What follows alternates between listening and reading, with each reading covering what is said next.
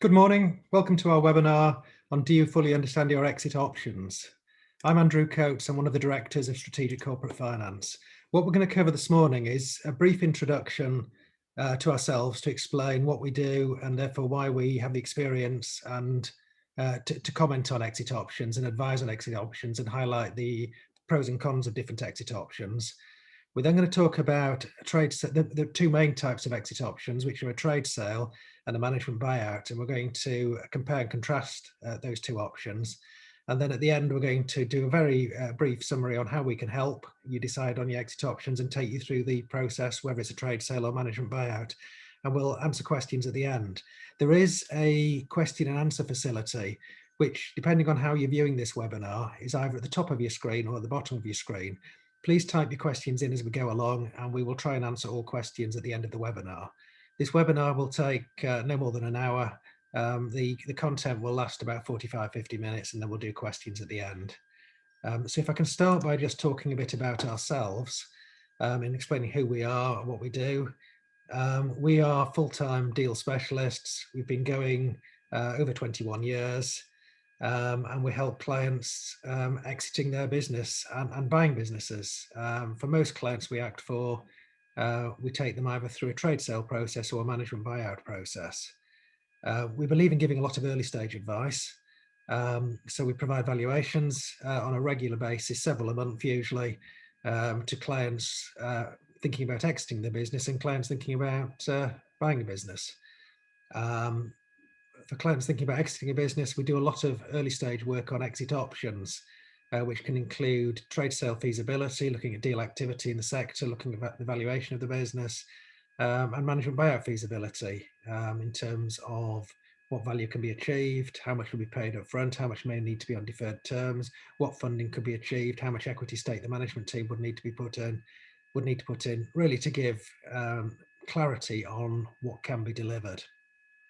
For acquisitive corporate clients, we use subscription databases to identify targets that meet their criteria and take them through the acquisition process, raising the funding as necessary. So we're full-time deal specialists, really working with our clients who often only go through a deal once or twice in their lives, and helping them get it over the line, using our experience, using our contacts, to help them get it over the line. Not get it over the line at any cost, get it over the line where it's the right deal for them. We're all qualified chartered accountants. We left the routine accountancy world behind a long time ago and specialised in acting on transactions, acting on deals. We work very closely with the incumbent accountants. We work very closely with the solicitors that are appointed on the deals. It's really a team effort between the client, their accountants, ourselves, and the lawyers, working well together to make sure we get the best results for our clients. This slide shows examples of corporate sales we've done, trade sales we've done, with a handful of trade acquisitions, corporate acquisitions in there, covering a variety of different sectors. The same thumbnail images appear on our website and are clickable and can tell you about each one of those deals. If any of them stand out and you want to know more, go to our website and look at the recent deals and click on them. So that's corporate sales, trade sales, and then management buyouts, a very similar number. We find we split 50-50 roughly between acting on trade sales and acting on management buyouts. So we're therefore very well placed to advise on exit options because we've got first-hand recent experience and experience over 20 years in acting on trade sales and in acting on management buyouts. So we're very well placed to advise clients on the best route to take or explain the pros and cons. Ultimately, it's for the client to decide the best route, but to give the client the benefit of our experience, they can take an informed choice as to which is the best route for them, and what the best route's likely to look like in terms of value, in terms of how much cash was received on day one, how much is on deferred terms, and other important aspects of the deal. So that a client goes into the exit process with their eyes wide open, knowing what to expect. I'm now going to hand over to Greg Barker, who's going to take us through the technical content. I mean, it's not particularly technical, but talk through the pros and cons of exit options. And I will come back in at the end to talk about how we can help and then we'll do the questions at the end. So as I say, if you've got any questions that you wish to ask as we go along, just use the Q&A facility and we'll pick up those questions at the end. Thank you. Thanks very much, Andrew. Morning, everybody. So as Andrew's mentioned, I'm going to give a bit more of an overview as to different exit options available to business owners. And I've noted on this slide some of the most common sort of options available.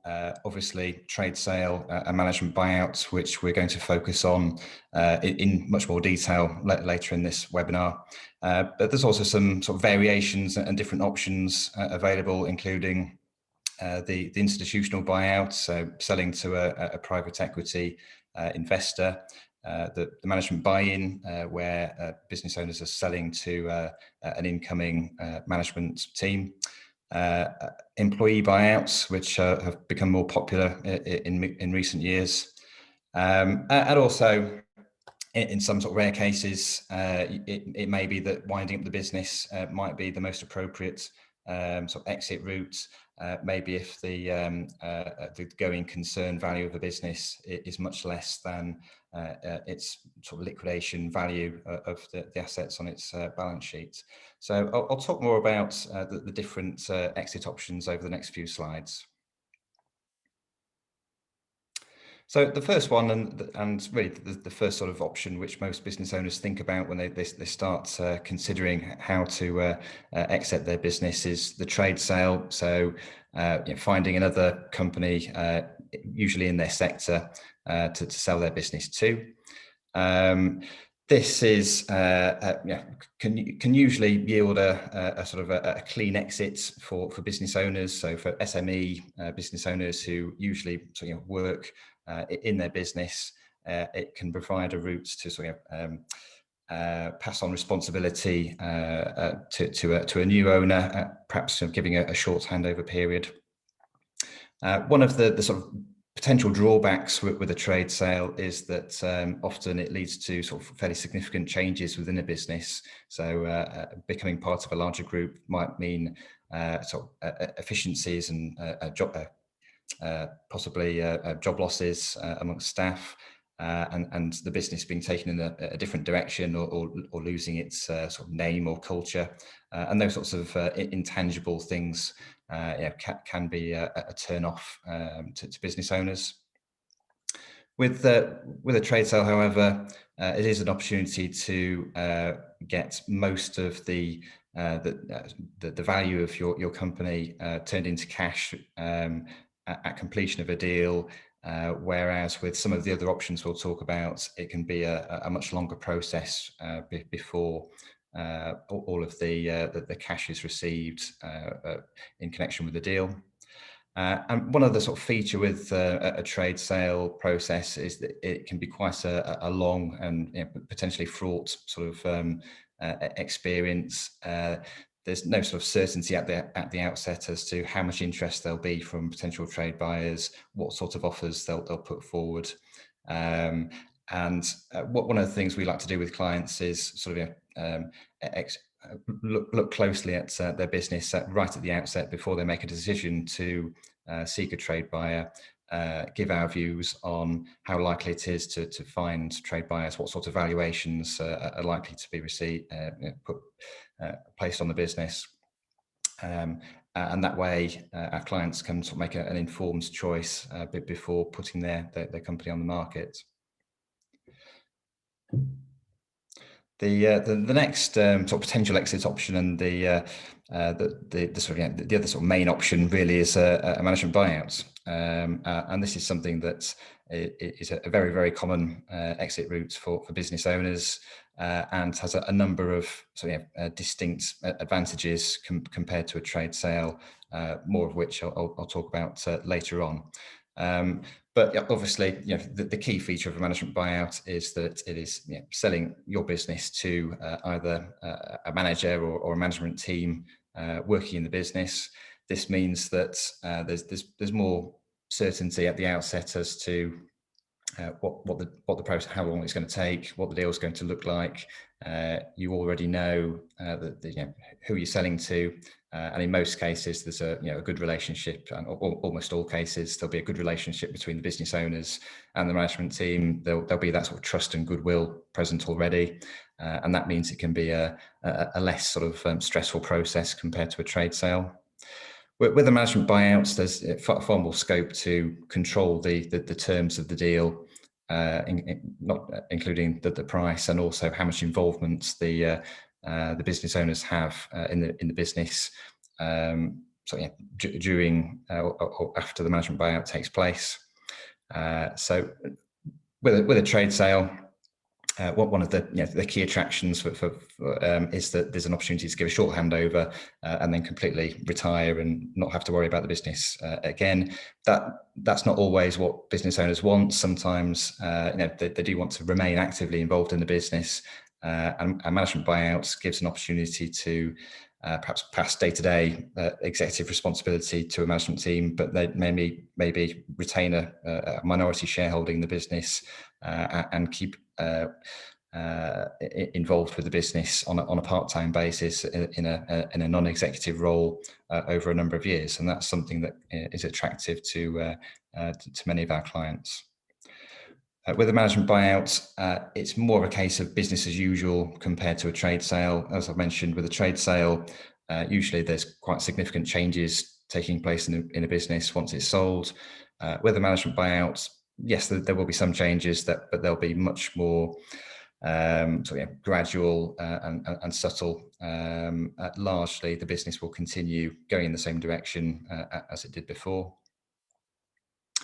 One of the main sort of drawbacks of a management buyout is that you are limited by how much funding can be raised from external sources. So normally there'd be a bank involved in funding a management buyout, or possibly a private equity fund as well. And normally there's only so much funding that can be raised. There won't be enough funding to pay out the entire purchase price at the point the transaction happens, and therefore there'll be an element of deferred consideration payable over a number of years. And that's something that is an important consideration when comparing to a trade sale. And as I've mentioned, the process and the terms can be easier to control. And again, I'll talk more about that later on. So one of the alternatives to the trade sale or management buyout is an institutional buyout. So this is a sale of a majority stake in the business to a private equity fund. And this could be either an opportunity for owners to de-risk their positions. So you might have a situation where you've got the founders of a business who have grown a business to a level where they're starting to find it difficult to manage the business and take it to the next level. Maybe it's worth several £1 million, but the owners themselves haven't managed to sort of extract any sort of major wealth from the business, and all of their wealth is sort of tied up in the equity of the company. But at the same time, they might not be ready to retire. There might be still plenty of growth potential in the business, and an institutional buyout or RBO can be an opportunity to turn some of that equity value into cash, but then reinvest and retain a significant stake in the business and work in partnership with a private equity owner to take the business forward over the medium term, over three to 5 years, and then look for a full exit in that sort of time scale.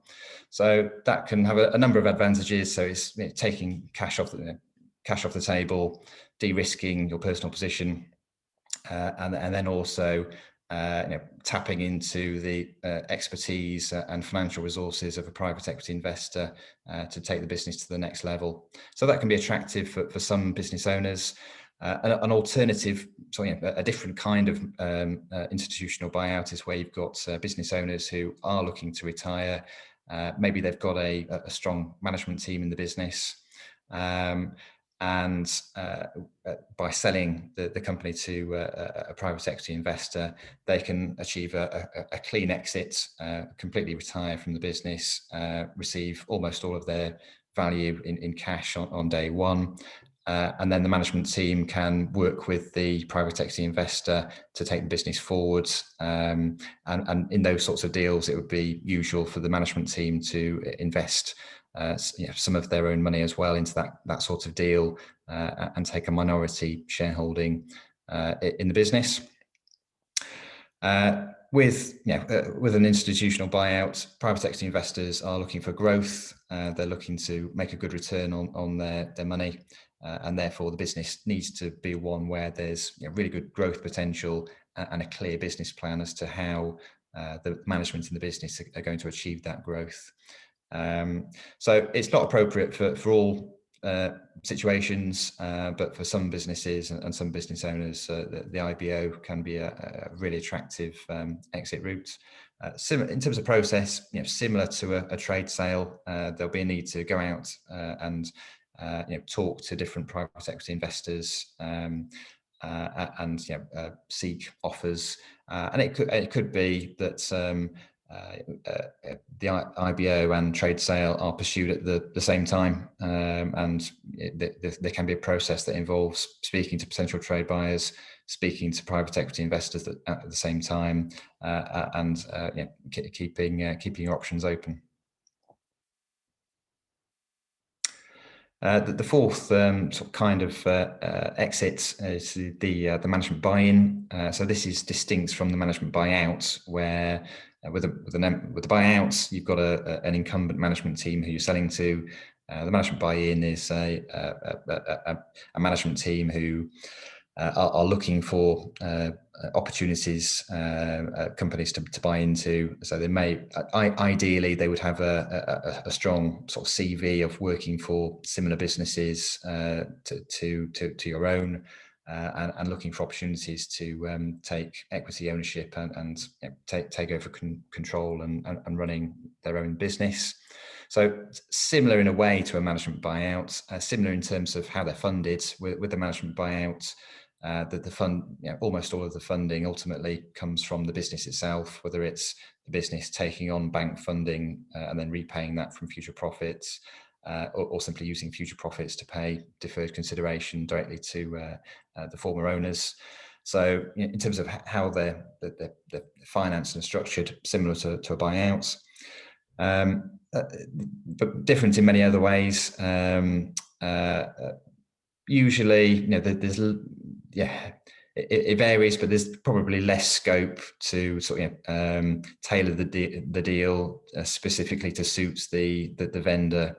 With a management buy-in, usually an incoming sort of buy-in team would have their own ideas, their own sort of plans to move the business forward.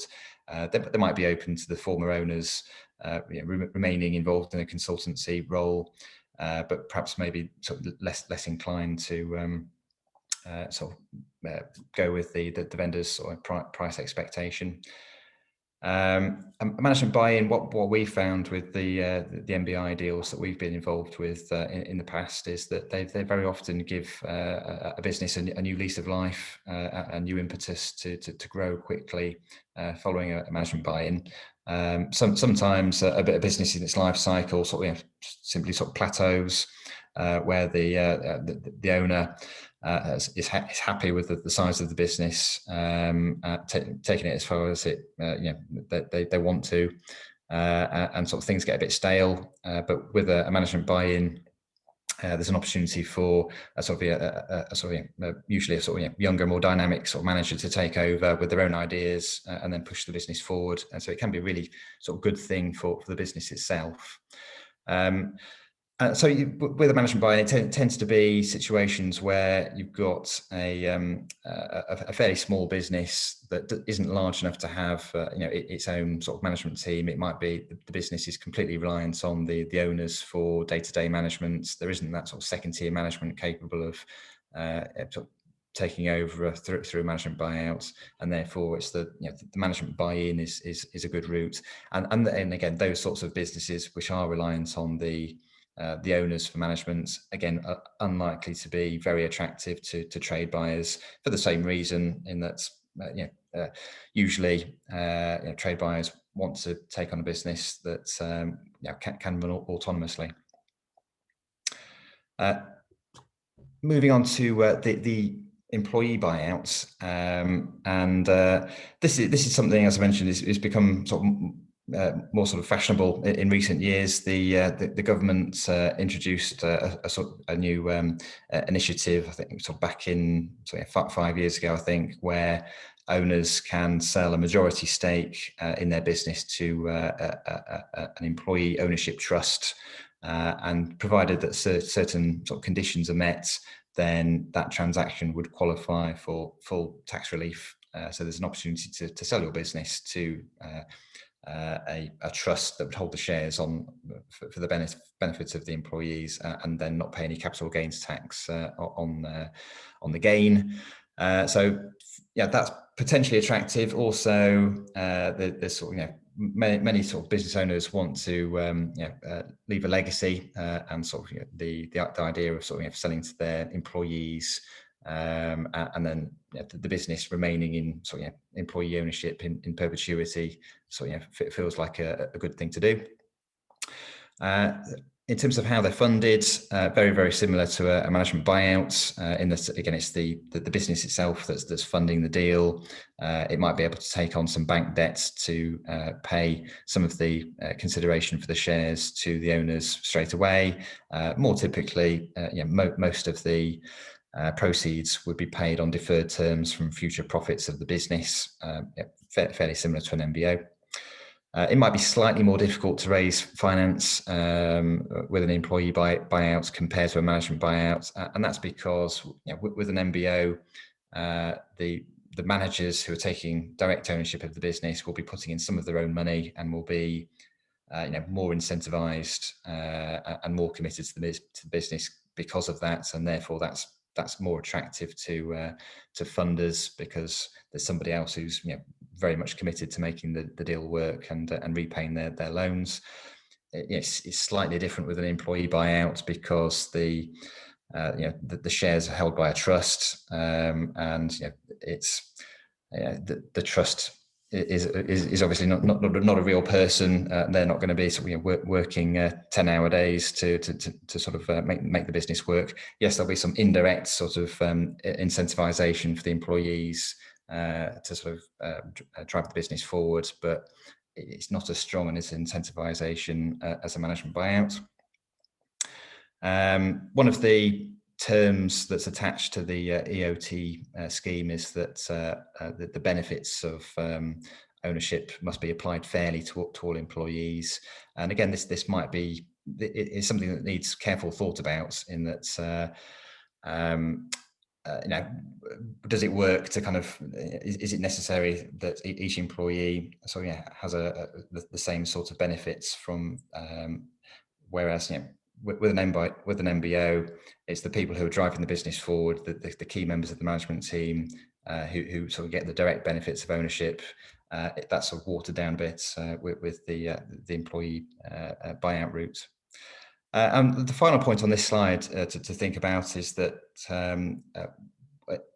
sometimes business owners think that an employee buyout is going to be benefiting their long-standing employees who they've worked with for many, many years, and they want to repay them by going down the employee buyout route. But that might not be the case, because in most cases, the employee benefit trust would take on a large liability to repay the vendors for their shares. It might take 5, 6, 10 years for the trust to repay all the money that's owed to the former owners, and by that time, some of the loyal employees would also have left the business and retired. So really, it's the future employees of the business who are going to stand to sort of benefit the most from this sort of transaction. The employees that are joining the business now and are still working in the business in 10 years' time, they're the ones who would stand to benefit the most from working for an employee-owned business.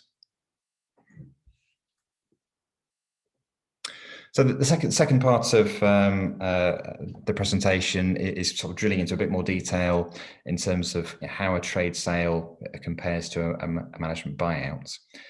So I'm going to look at the kind of valuations that would be achieved in either scenario, what the process involves, what the impact of the business is, what the impact of the transaction is on the business, how the former owners can remain involved or not, how they're funded, and also confidentiality, which is another important feature of these sort of different kinds of exit options. So first of all, looking at valuation, there's a sort of common misconception that trade buyers, because they can make cost savings, potentially benefit from sort of synergies, that they will be able to pay and will pay a higher value than could be achieved through a management buyout, and that's not necessarily the case, and that's simply because trade buyers, the price they pay is important to them. They don't want to overpay for a business. If they have to pay a premium over and above what a business is worth on a standalone basis, then they might do if it's key to their strategic aims, or if the synergies are strong enough. But in most cases, trade buyers, they'll have a number of different options available to invest their time and money in. It could be organic growth, or a number of different acquisition targets, and they'll be quite selective about which sort of projects they pursue, rather than going all out to pay top dollar for a particular acquisition opportunity. And they're quite risk averse. Most sort of small and medium-sized businesses, there will be risks in there, and it can be, trade buyers will do a lot of due diligence to make sure that they're not overpaying for a business.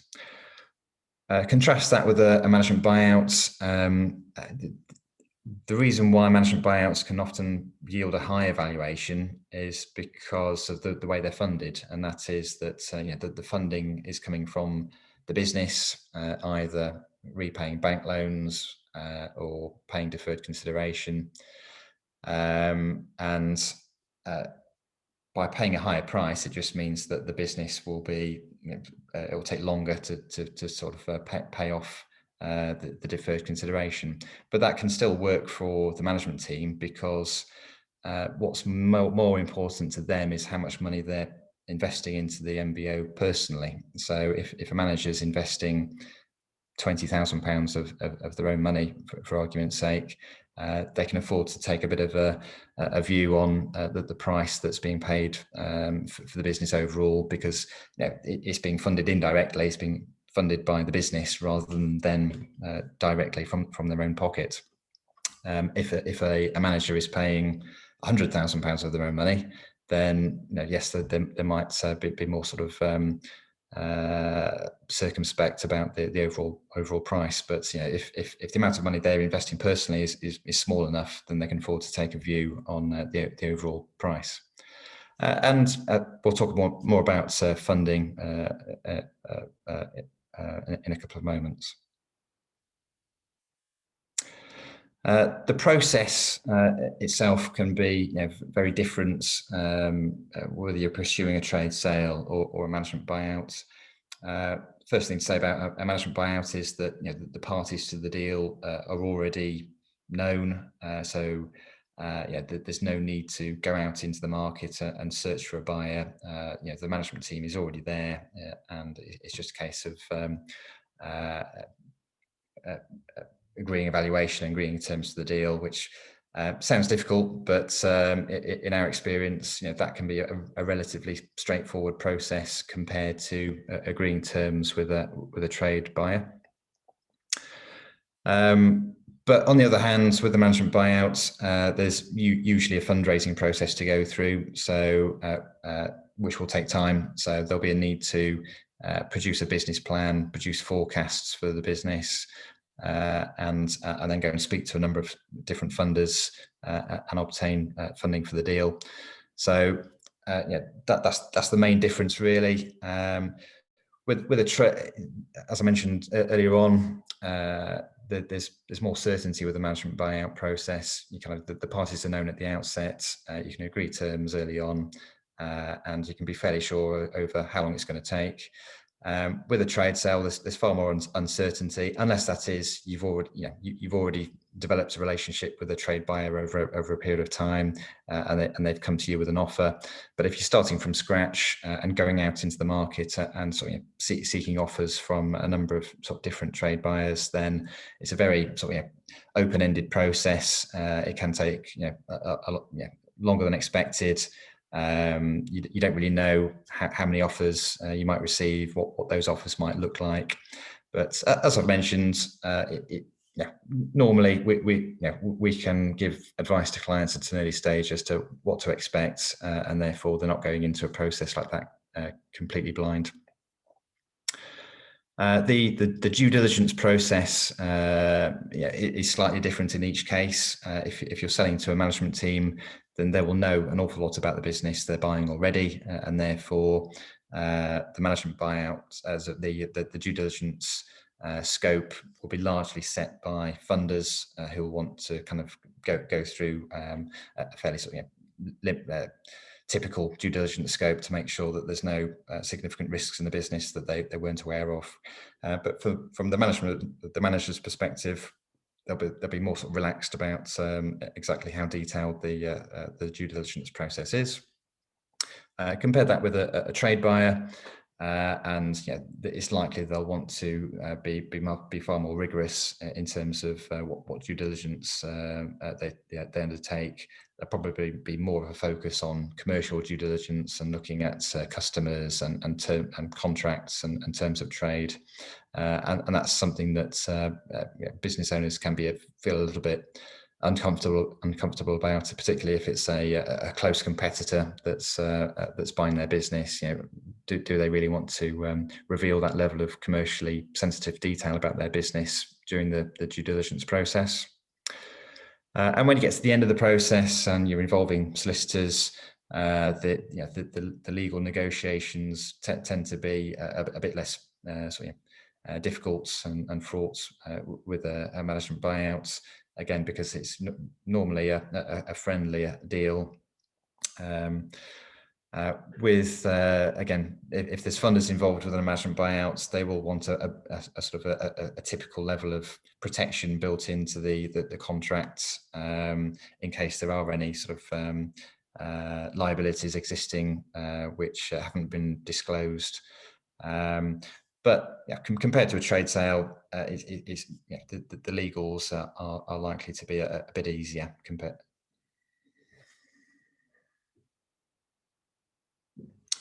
I've mentioned business continuity already, and this is another sort of key difference between a trade sale and a management buyout.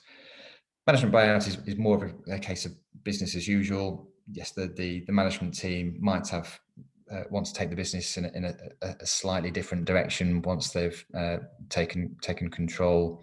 They might want to push marketing a bit more and a bit more sort of proactive when it comes to growing the business in many cases. But largely things will stay the same. The business will have the same sort of culture, and therefore it can be a more attractive option for business owners who are concerned about their legacy. They don't want the business to change beyond all recognition once they've retired and sold it. So that's an important, a sort of a key feature of MBOs. It can be, again, a sort of change can scare people, but so selling the business to a large group can be very sort of concerning to staff and maybe customers of the business who fear the business making rapid changes and job losses and changes to the way they deal with customers. An MBO, on the other hand, can be presented in a far more positive way, usually to staff and customers, that this is a way of dealing with the owner's retirement, and that's everything is going to carry on as normal, and business as usual and service will be as normal for customers, and there's no changes for staff. With a trade buyer, they are going to start making changes, maybe not straight away. I think most sensible trade buyers would leave things alone for 6 to 12 months while they take stock of what they've bought before making any sort of permanent changes to a business. But in the medium term, it's likely that they would make sort of some significant changes in terms of how a business is run. But on the other hand, a trade buyer can help the business grow and can be a very good thing for some businesses. I can think of a few examples in the past. We sold a software business to a large sort of corporate acquirer a few years ago. The business had a great product, but had a limited sort of sales and marketing resource. So by selling the business to a larger corporate group that was able to sell more effectively, then that helped the business grow tremendously and presented opportunities for the staff in that business. They could then sort of find their career path was enhanced by being part of a larger group. So it depends on the circumstances, but sometimes trade buy a trade sale can be the best thing for a business to grow. Funding is a key difference between the two sort of exit routes we're talking about. So with a trade sale, it's the buyer that's responsible for funding the deal. If it's a large corporate acquirer, that may not be an issue. They may have cash reserves to do the deal or private equity backing. But that's not always the case. Sometimes we're dealing with transactions where the acquirer needs to undergo their own fundraising process and raise money from banks.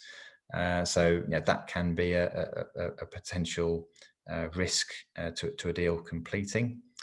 Compare that to a management buyout, and it's the funding for the business has to be funded by the profits and cash flows of the business, combined with a small amount of personal equity invested by the managers participating in the deal.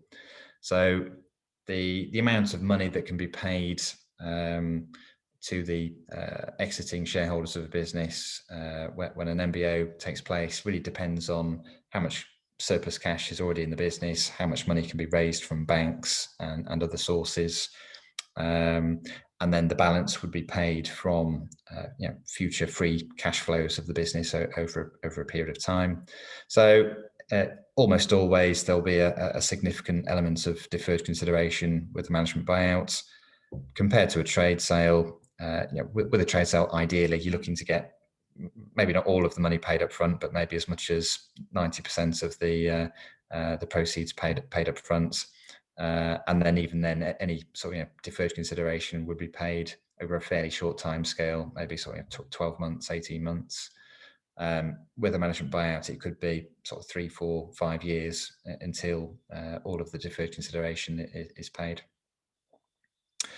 Because with a management buyout, the time frame for receiving the money from selling your shares is years. It means there's an opportunity to structure the deal to get a bit more benefit for the exiting shareholders to reflect the additional risk they're taking and that they're having to wait for their money. So it could mean having interest paid on the outstanding deferred consideration. And in today's climate, that can be a good thing. If all the money was paid on day one, where do you invest it to get a return? If you place it in the bank, then you might be lucky to get 1% interest. If you leave that money invested in the business, then it's possible to get 5-10% interest, something that matches the level of risk that's being taken. There's also an opportunity to retain a small equity stake in the business and retain some equity value to go along with the monies that are left behind in the business. And by doing that, there's an opportunity to sell your minority stake at a point in the future. So if it takes 3 years to pay the deferred consideration off, then you could look to sell your minority shareholding in 3 or 4 years' time, and then get a further substantial cash payments at that point in time.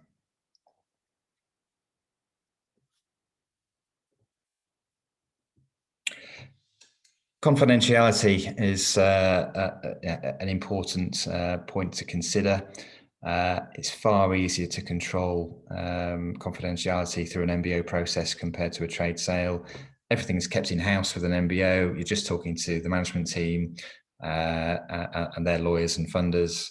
And if there is any sort of confidentiality breach, if staff or customers find out that an MBO is taking place, it's much more unlikely to be an issue compared to somebody finding out that you're selling your company to another company in your industry.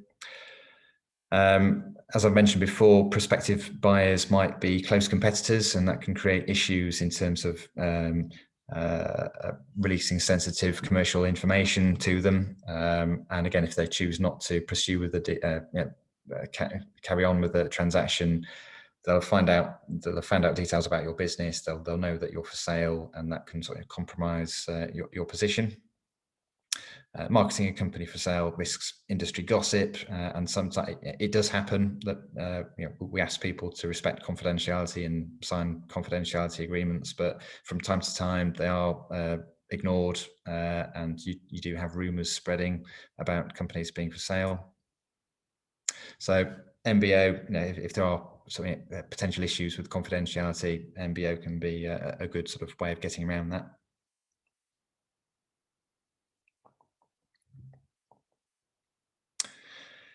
So yes, to sum up, a trade sale can be the best exit option for business owners who want to have a clean break, want to pass on responsibility for their business and retain and obtain full payment for their shares either at completion or shortly after.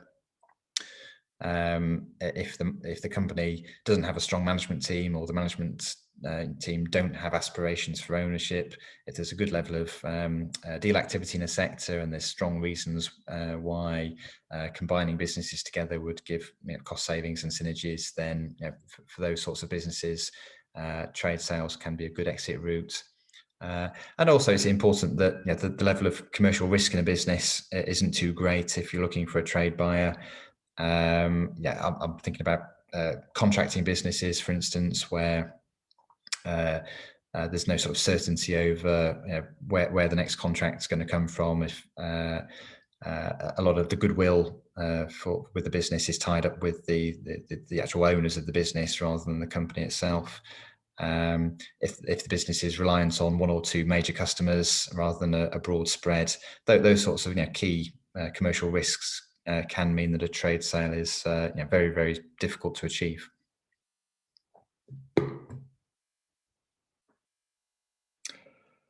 And conversely, best situations for a management buyout where the owners want to deal with their exit from the business, but aren't in a desperate rush to completely exit and retire.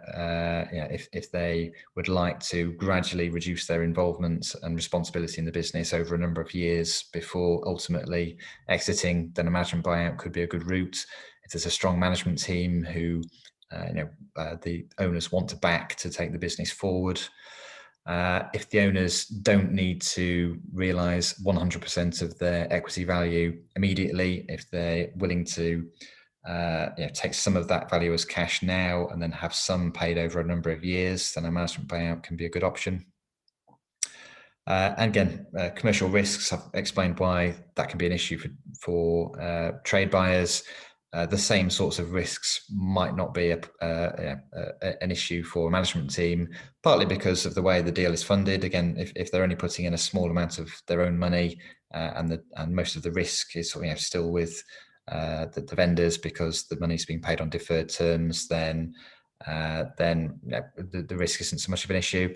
Also, if it's a business where there's one or two major customers, the management team will have the relationships with those customers. They'll understand why it is that those customers are not likely to go elsewhere, and therefore they're going to sort of take a different view on the same sorts of risks.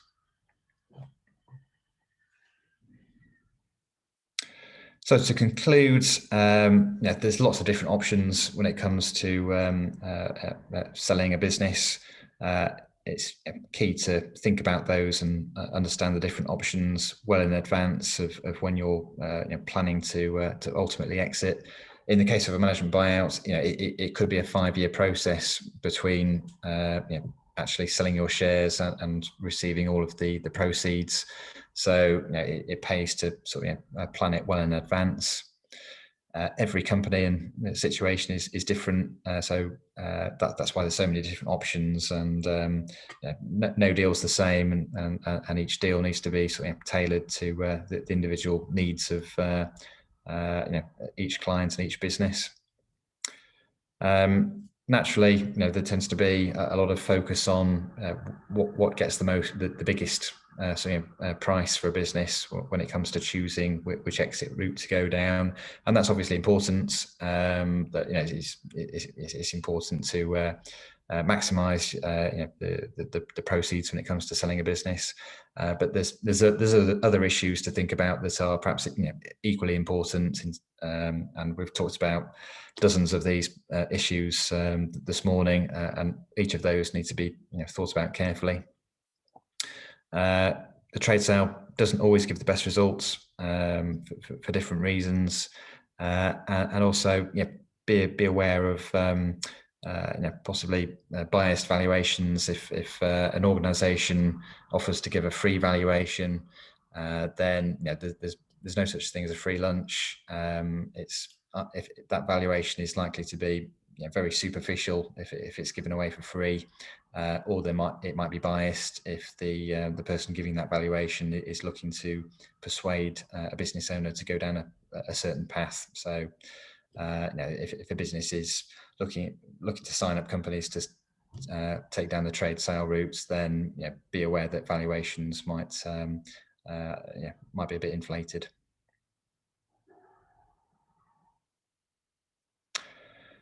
So how can we help? I'll pass on to back on to Andrew at this stage. Thanks, Greg. So just a reminder, we will go on to questions in 2 or 3 minutes time. We've had some questions asked as we go along, but if you wish to ask a question, there's still time to do so. Please use the Q&A facility at the top or bottom of your screen, and you can keep asking questions while we're dealing with questions, and we'll try and answer as many as possible. But we will round up this webinar at 11 o'clock. As we said, we'll go on for an hour, so we'll finish on time. How can we help? As I said right at the beginning, we like to give a lot of early stage advice. And I think Greg's talked about a lot of issues today in terms of exit options, the things to think about, the pros and cons of different options. We're here, particularly at an early stage, to give you clarity on those exit options. What are your choices? What are, where are they likely to lead to? So in terms of, very happy to have early stage meetings. We've talked in general terms today. It's very useful to talk specifically about your business, your aspirations, what you're seeking to achieve, to allow us to advise on what valuation you're likely to achieve. Greg's just touched on valuations and superficial valuations. Valuations tend to be 2, 3, 4 days professional work. Our reports are 20 plus pages long and explained in detail how we've arrived at our valuation, what we see as the underlying factors affecting the multiple, and profitability, and we'll give comments on the business. So they're a very good starting point to understanding how a purchaser or funder would look at your business. So early stage in terms of valuations, doing trade sale feasibilities, which I touched on at the beginning. So looking at deal activity in your sector, thinking about the different exit routes, and if MBOs are feasible, if you've got a good management team, talking about MBO feasibility and what it would involve from the management team, what the deal's likely to look like in terms of cash up front, deferred terms, what sort of funding should be achievable.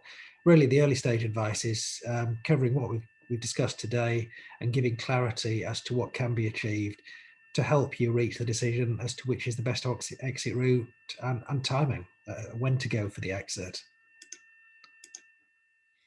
Once we've got into actually delivering a transaction. So we've done the early stage advice. Our clients decided which route they want to take. I decided now is the time to get on with it. Our main service is our lead deal advisory. So it's leading the process from start to finish. Usually takes several months, 6 months to 9 months, occasionally longer, is a typical process. It's not a race to the finish. It's about getting the right results for our clients and for the business. So it's been involved throughout in terms of the whole process, which if we've done the feasibility work, that's very useful in terms of getting a deal agreed. If it's a management buyout, having an understanding what would be acceptable from a trade buyer.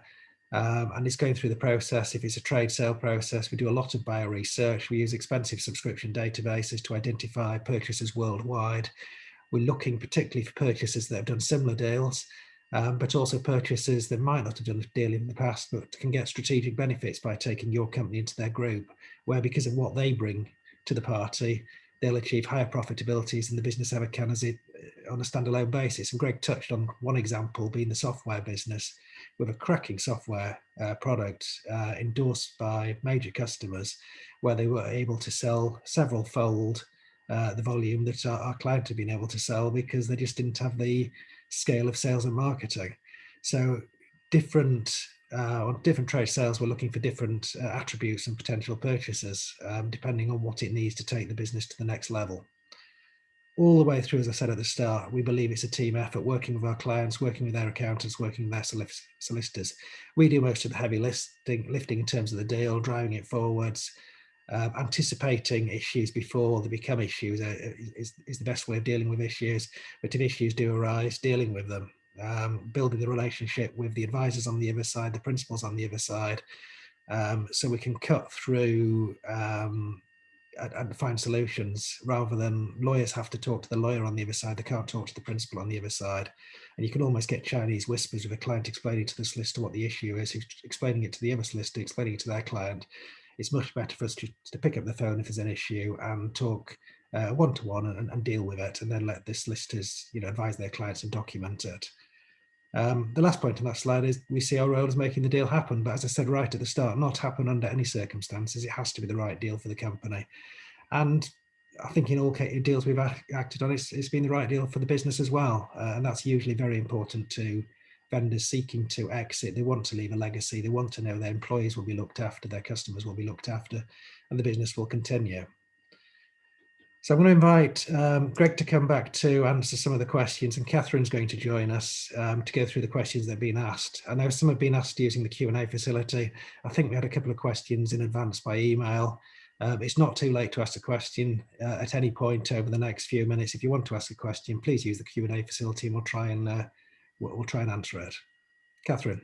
Thanks, Andrew. Hi everybody. The first question is about valuation. Is there a rule of thumb multiplier when valuing a business? Greg, do you want to take that? Yeah, I mean, valuations of companies that we sort of advise on, they tend to range, between sort of 3 and 4 most commonly, but we do see deals where it's a multiplier of 2 or 5 or more than 5. But you tend to find that most sort of multipliers sort of fit in that sort of range of sort of 3 or 4, but that is only a small part of the valuation sort of equation. You've also got to think about what number you're multiplying by 3 or 4. What adjustments need to be made for any surplus assets or debts on the balance sheet. It's rare you come across really sort of high multiples when you're sort of dealing with SME sector businesses. We can, if you are looking for a valuation for a business, then we can certainly help with that. I think just to be clear, the multiplier we're talking about is applied to operating profit, adjusted operating profit, earnings before interest and tax. Because you see some people using PE multiples, which is after corporation tax, and therefore, if we're getting 4 based on operating profit, that's broadly equivalent to 5 based on post-tax profit. We do get much higher multiples, but it depends. The multiplier depends really on two categories. One, the growth of the business, how it's been growing over the last few years and how it's likely to grow based on actions already taken and the growth potential. And secondly, the risks in the business. The lower the risks, the higher the multiplier. And we have sold businesses for multipliers of over 20. But as Greg says, most are sort of 3 to 5, depending on the circumstances. But by doing a valuation, understanding your business, looking at deal activity in the sector, looking at the figures, asking questions, we can usually form a very accurate view because we've got 20 odd years of experience, and give you a very accurate indication as to where we see the multiplier. Thanks, Andrew. Might be worth just mentioning that the next webinar is on company valuations, where we'll look at these issues in much more detail. That's at the end of June. Details on our website. Right, the next question about fundraising. Is it difficult to raise funds for management buyouts in a professional services firm that has little by way of tangible assets like property, even if there's profitability there to afford the buyout? I think with a lot of these questions, the answer is it depends. We need to understand the business in more detail. I wouldn't worry too much about assets such as property. It depends on the level of profitability. If it's a strong professional services business with good levels of profitability, they're fairly consistent, and we're probably talking about ideally levels of profitability north of £500,000 a year, then yeah, there's funding options. Funders are the sort of funders we use to fund management. Yes, you often start with asset-based funding. So funders will love to start with invoice finance. So if the sales ledger balances and they're appropriate for invoice finance, it's the easy win. So funders will start by doing invoice finance, low risk for them. But on most management buyouts, we're looking for funding beyond that can be supported by assets. And that is available if the profitability is high enough. So if you've got a business making £800,000 a year, it's fairly consistent profitability, or £2 million a year, it's fairly consistent profitability. Yes, we'll be able to deliver quite a high level of funding on those businesses. If you've got a professional services business making £30,000 a year, or it's making £120,000 a year, but not paying those the shareholders market rate salaries, so the real shareholder return is very low.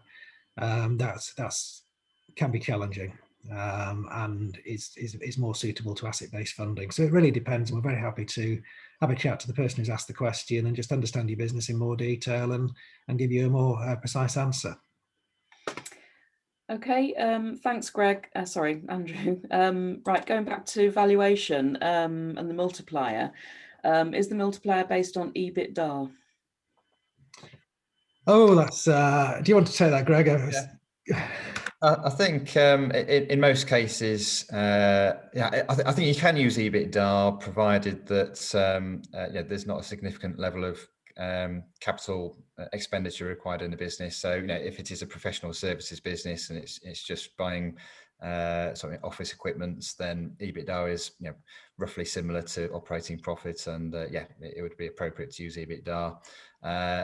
If, however, it's a manufacturing business and there's a need to replace plant and machinery on a regular basis, then depreciation isn't just an accounting adjustment on the P&L. It's a real cost. There's a real need to spend money on capital equipment on an ongoing basis, and therefore using EBITDA can be misleading, because the real level of profitability and the real level of cash that's generated, free cash that's generated by a business, is more closely linked to operating profit.